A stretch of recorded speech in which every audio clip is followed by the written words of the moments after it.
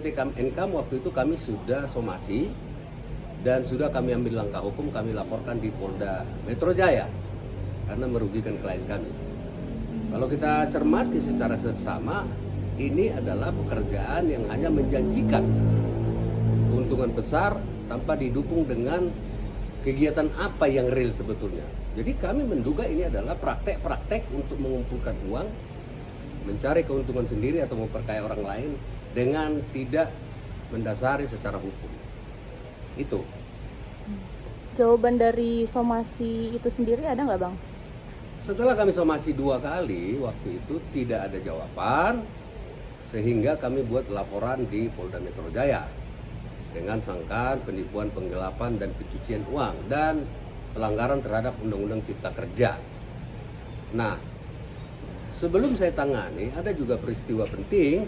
Klien saya itu mendatangi kediaman daripada pemilik PT Kam Income atau Memiles. Mereka datang demo untuk minta pertanggungjawaban sehingga terjadi eksiden waktu itu. Yang mana klien saya itu salah satu dibanting oleh keamanan di sana dan itu sudah dilaporkan di Polsek Cakung yang sampai detik ini tidak ada titik terang mengendap begitu saja. Kita tidak paham seperti apa. Keadilan itu bukan jadi tegakkan, malah sekarang mengendap begitu saja. Oke, Bang. Tapi kan di pengadilan itu sudah diputuskan bahwa si owner ini dibebaskan ya, Bang ya?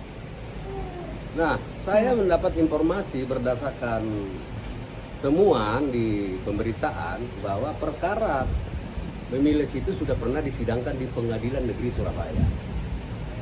Dan menurut informasi itu bahwa terlapor terdakwa tersebut dibebaskan oleh karena tidak terbukti sebagaimana sangkaan yang sudah didakwaan. Nah, kami waktu mengajukan somasi dan membuat laporan di Polda Metro Jaya sudah saya sampaikan ini tempus dan lokusnya berbeda, orangnya berbeda, jadi tidak boleh dilandaskan seolah-olah itu sudah diputus bebas di sana, lantas yang di sini tidak boleh dilaporkan lagi. Itu berbeda. Sehingga kita sempat debat waktu itu, pada akhirnya laporan kita diterima dan terakhir itu laporan kita di SP2 Lead dihentikan penyelidikan karena tidak ditemukan unsur pidana. Kami makin heran kalau saya kaitkan dengan peristiwa hukum yang kemarin itu, adanya penangkapan terhadap hakim itu karena diduga terlibat dalam mafia kasus. Saya jadi kesana pikirannya. Jangan-jangan ada indikasi ke sana ini, kenapa bisa dibebaskan seperti itu? Nyata-nyata ada kerugian kok. Kasihan loh. Sampai itu ibu-ibu itu pinjam uang, menggadaikan mobil dengan harapan mendapat keuntungan dari kerjasama iklan itu. Ternyata itu semua bohong semua. Iya, oke. Bang, si owner ini kan dia bilang dia sudah banyak ini ya, Bang, mengalami kerugian gitu kan. Nah, tapi kan yang lebih mirisnya lagi di sini kan para member ya, yang sangat rugi gitu kan. Bahkan mereka pun nggak menerima keuntungan, Bang. Nah, terus kalau sebagai untuk dasar hukumnya itu ada nggak sih buat member ini menuntut gitu kepada owner ini? Ya, saya mendengar sendiri dari pemilik Kam Income itu 2 kali saya ketemu. Dia bilang dia mengalami kerugian. No. Kalau Anda mengalami kerugian, perusahaan yang Anda jalankan mengalami kerugian, itu bukan menjadi tanggung jawab pemilik saham. Katakanlah investor, katakanlah klien-klien kami yang 57 orang itu. Kalau Anda rugi, sepanjang itu kerjasamanya real, produknya jelas, pekerjaannya jelas, kasih tahu. Jangan main kucing-kucingan. Ruginya seperti apa? Bahkan kata dia menitipkan uang fantastik sekali kepada pengacara. Saya nggak tahu titipan uang apa. Silakan kalian tanyakan dia orangnya. Apakah itu bagian daripada uang klien kami? Saya nggak paham. Ini keadilan bagaimana gitu loh. Sampai kapan republik ini seperti ini? Dimain-mainkan hukum itu. Berarti menurut Abang sah-sah aja ya mereka ini menagih terus kepada ownernya, walaupun si owner bilang bahwa si member ini sudah tidak ada hak untuk menagih gitu karena sama-sama merasakan kerugian. Justru saya mau tahu penggunaan dana-dana klien saya itu kemana? Apakah bagian dari uang yang dititipkan tadi? Kalau dia mengatakan itu bagian dari yang dititipkan, saya kejar. Karena untuk yang dititipkan itu kepada kuasa hukum yang lama, saya nggak tahu seperti apa sifatnya, nggak paham, dan kami tidak punya kewenangan untuk mengejar itu.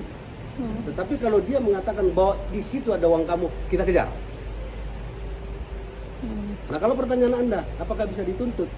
Dudukkan dulu perkaranya, uang itu sifatnya titipan atau uang itu adalah fee lawyer atau apa, saya nggak paham. Saya nggak bisa komen itu karena saya belum tahu duduk perkaranya seperti apa, hanya mendengar saja. Iya, oke.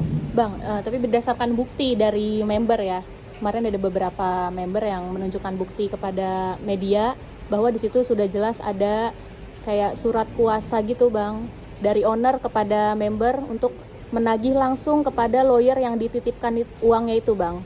Nah, tetapi si lawyer ini membantah karena dia bilang harus ownernya yang nagih langsung, member ini nggak punya hak. Sedangkan dia sudah diberi kuasa Bang untuk menagih. Itu gimana Bang? Itu tadi yang saya sampaikan, kalau memang ada surat kuasa untuk melakukan penagihan terhadap uang yang dititipkan tadi, ya kita bisa bergerak. Tetapi klien saya disuruh nagih ke sana, legal standingnya apa? Tidak ada hubungan hukumnya bos, kecuali pemilik income itu atau memilih itu mengatakan uang kamu ada di situ, ambil. Kita perjuangkan secara hukum. Itu loh. Jadi perlu terus terang pemiliknya seperti apa sih. Jangan giliran seperti ini teriak-teriak minta bantuan member. Lah member nggak tahu. Kan tidak ada hubungan hukum antara member-member itu dengan yang dititipkan tadi. Hubungannya lah dengan PT Income atau Memiles. Itu harus diperjelas. Kasih kuasa lah. Kita tagih. Kalau memang itu benar. Apakah itu bentuknya titipan atau apa? Kita lihat dulu. Bukti-buktinya apa. Tapi kan dari si ownernya memang sudah ini Bang, memerintah menjelaskan bahwa uang itu kalau kalian mau tagih silakan ke pengacara saya, karena waktu itu sempat saya titipkan ke dia dan si owner ini sulit Bang komunikasi sama si pengacaranya ini. Cuman mungkin secara lisan ya Bang ya, nggak ada secara tertulis. Itu tadi saya bilang, mana buktinya? Anda bilang uangmu ada di sana, udah saya titipkan, Anda tagih di sana. Ya, jangan omong-omong aja bos. Harus ada bukti, hukum itu ada tertulis itu loh. Kasihlah bahwa uangmu ada di situ, kasih surat. Pernyataan saja kalau tidak. Sehingga kita ada hubungan hukum. Nah kalau sekarang nggak ada hubungan hukum dengan dia, itu pribadi dia, ranah dia dengan yang dititipkan. Kita nggak berhak ikut campur. Nanti salah kaprah lagi. Itu perjelas saja tugas kalian saya kira. Dan memilih itu menurut saya gentleman lah. Terus terang aja, kalau memang seperti itu punya kemanusiaan juga dong. Kasihan orang-orang ibu-ibu itu yang sampai ribut sama suaminya, anak-anaknya telat gara-gara seperti ini. Mereka adalah korban bujuk rayu. Udah pasti itu. Udah pasti kan, karena apa? Diiming-imingi terus, dianjurkan terus. Tidak ada bukti penghasilannya apa. Kalau memang ada, audit. Mari kita dulu. Itu saya kira. Oke. Bang, abang kan di sini mendampingi korban-korban ya Bang ya. Mungkin setelah melihat bukti-buktinya nanti Bang, dari bukti transfer, bukti surat kuasa, tindakan apa sih yang mau abang lakukan?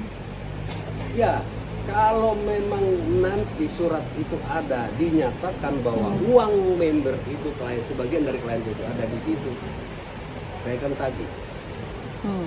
Saya akan gugat. Nah, yang berhak melaporkan itu adalah dia, karena dia yang menitipkan. Kalau klien saya nggak berhak. Nah, saya minta kerjasamanya. Kalau ini mau terang semua, kelihatan uang itu uang apa, ayo kerjasamanya dong. Jangan cuma ngomong-ngomong, katanya-katanya, nggak bisa. Jangan bikin orang terjebak. Seperti itu. Oke, Bang, kira-kira apa yang harus, langkah-langkah apa yang harus dilakukan para member ini Bang, supaya proses ini bisa terus berlanjut sesuai aturan hukum ya, tidak semena-mena kayak yang si lawannya itu bilang? Yang pertama, saya sudah sampaikan, harus dipastikan dulu antara pemilik PT Income Secure Milik itu mengakui bahwa uang itu ada diinvestasikan di situ. Kalau memang dia bilang sudah ada pembayaran, mana bukti pembayarannya? Oh, kita terbuka dong. Kalau memang menerima, aku menerima. Kalau tidak, jangan kucing-kucingan begini. Ini sampai kapan bos? Ini dari tahun 2019 sudah mengendap ini. Kasihan nasib orang. Klien saja 57 orang. Berapa miliar dia kerugiannya di situ. Belum janji-janji keuntungan. Nggak usah keuntungan deh, fisiknya aja modalnya balikin. punya kemanusiaan nggak, itu loh. Di situ nanti bisa kita kejar seperti apa. Harus kelihatan dulu jelas.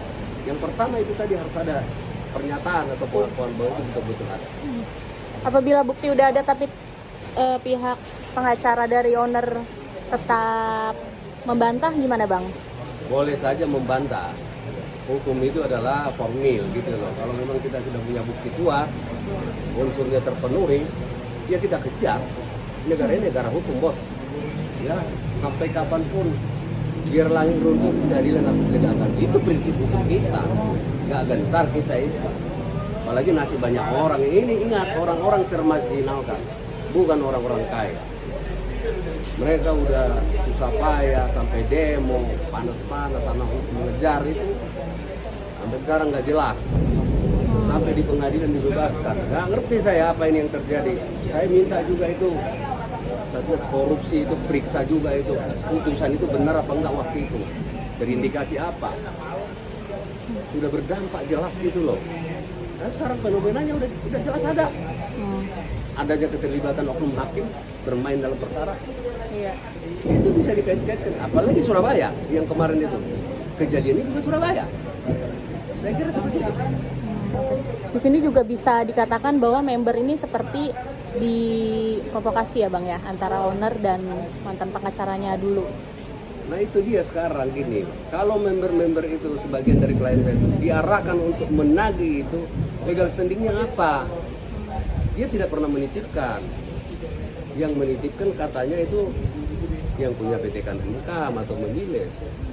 Nah dia yang berhak, kecuali dia bilang ada uangmu di sana kita sama-sama tagih, berbeda. Jadi nggak bisa gitu loh. Jangan diajak-ajak klien saya untuk demo-demo ke situ. Saya sebagai kuasa hukumnya keberatan dong, karena nggak punya legal standing. Kalau mau kasih kuasa lah supaya kita tagih. Nggak bisa begitu gitu loh. Nanti muncul persoalan hukum baru, kasihan.